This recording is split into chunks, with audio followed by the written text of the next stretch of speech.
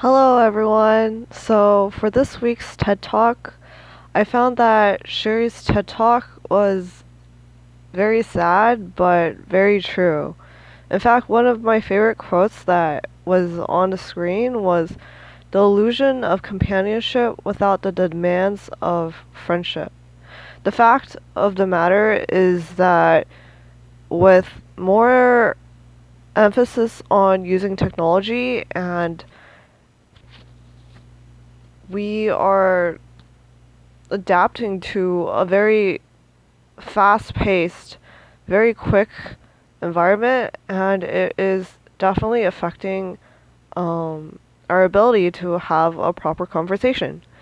And so, the way that it has affected my ability to have a conversation is that in my earlier years of life, I had my laptop, and I think it consumed a lot of my life because I would play a lot, play games, and I would prefer doing that over having to talk with my family or sometimes with even my friends. Like, I normally, when I talk to my friends, it would be through email or just chat, and I think it really affects how we're able to speak to other people because on social media or the internet, we actually have the ability to edit a lot of what we want to say before we press send.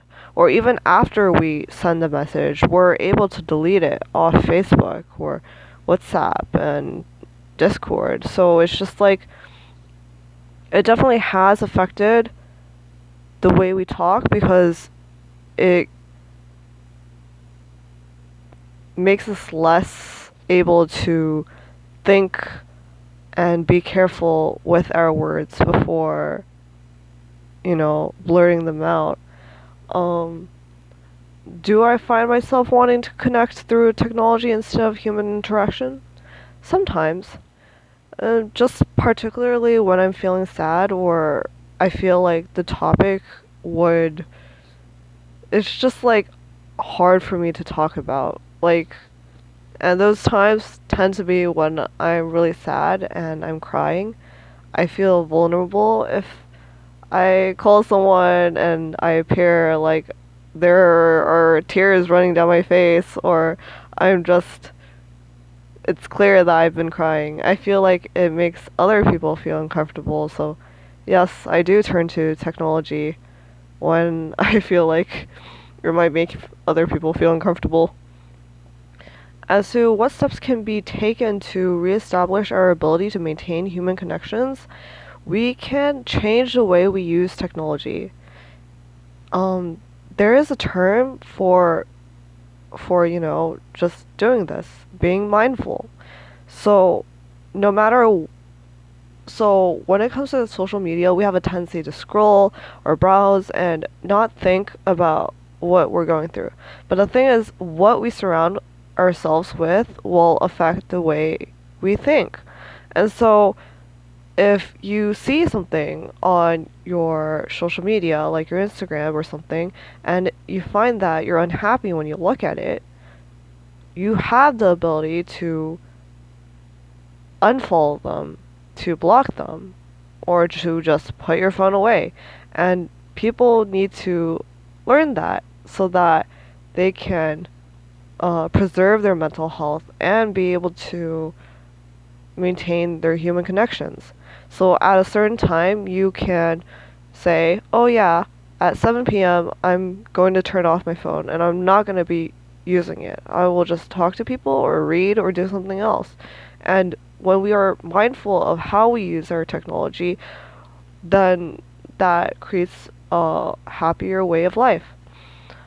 What is one thing that I could do in my life to not rely on technology for connections with others? Definitely that. I would say that this year I have been more mindful of the media that I consume, and also I think technology can help us in good ways in the fact that we can just use it for Zoom meetings and actually talk to each other. We can actually use it for better things. And the fact that we can use it to connect with other people instead of hiding behind our technology.